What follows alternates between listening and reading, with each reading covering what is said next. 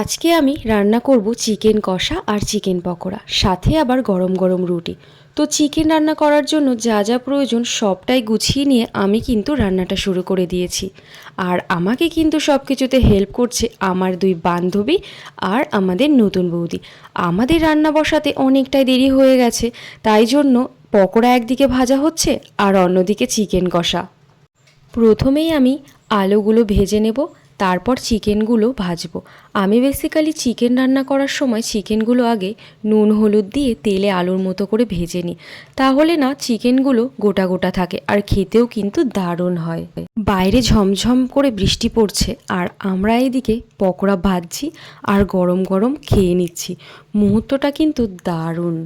প্রথমে ভেবেছিলাম ভিডিওটা করব না, তাহলে তোমাদের সাথে পুরো বিকেলটাই শেয়ার করতে পারতাম আমরা বিকেল থেকে কি কি করেছি আর কি কি করিনি। আসলে কি বলো তো, আমাদের এরকম কোনো প্ল্যানই ছিল না, হঠাৎ করেই প্ল্যানটা হওয়াতে না এই জন্য কিছুই শ্যুট করা হয়নি। পুরোটা না দেখাতে পারলেও যেটুকু পেরেছি সেটুকুই তোমাদের সঙ্গে শেয়ার করেছি। আর ভিডিওটা পুরোটা কেমন লাগলো সেটা কমেন্ট বক্সে অবশ্যই জানাবে। আমার কিন্তু চিকেন কষাটা রান্না করা হয়ে গেছে আর এইদিকে আমি রুটিটাও করে নিয়েছি। আর কিছুটা চিকেন পকোড়া ছিল, সেগুলোও দেখো আমি ভেজে নিচ্ছি। আমাদের রান্না শেষ হতে হতে প্রায় 10:30 বেজে গেছিলো, তাই রান্না শেষ করে আমরা কিন্তু আর বেশি লেট করিনি, সবাই খেতে বসে পড়েছিলাম। তো এইদিকে দেখো আমার বান্ধবী প্রিয়াঙ্কা আসার থেকে ফোন আর ফোন, কি আর বলবো। আর এদিকে এই যে আমি খাওয়ার জন্য বসে পড়েছি, আর আমার এই মুখে যে কি একটা হয়েছে ভগবান সেই জানে। আমাদের খাবার পরিবেশন করছে কিন্তু রিয়া। আর মনে মনে ভাবছি প্রথমবার নতুন বৌদি আমার হাতে চিকেন কষা খাচ্ছে, জানি না কেমন হবে। তাই জন্য প্রথমেই রিয়াকে বললাম, ভাই রিভিউ দে।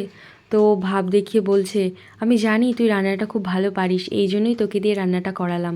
আর প্রিয়াঙ্কাকে জিজ্ঞাসা করলাম, প্রিয়াঙ্কা বলছে আমি খাচ্ছি মানেই তোর রান্নাটা সুন্দর হয়েছে। আর এদিকে বৌদি এক কথাই সুন্দর। তো সবার মুখে রিভিউ নিয়ে তারপরে কিন্তু আমি নিজে খাওয়া শুরু করেছি। তো নিজে নিজে খাচ্ছি আর ওদেরকে বলছি, সত্যি ভাই আজকে রান্নাটা সত্যি অনেক সুন্দর হয়েছে, কি বলবো, দারুণ দারুণ।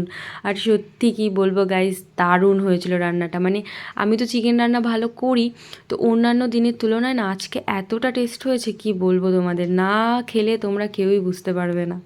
আমাদের খাওয়া দাওয়া শেষ করতে করতে প্রায় 11:30 বেজে গেছিলো।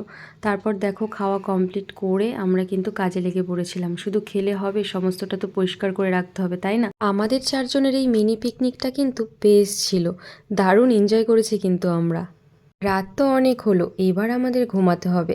আজকের ভিডিওটা এই পর্যন্তই, ততক্ষণে টাটা অ্যান্ড টেক কেয়ার।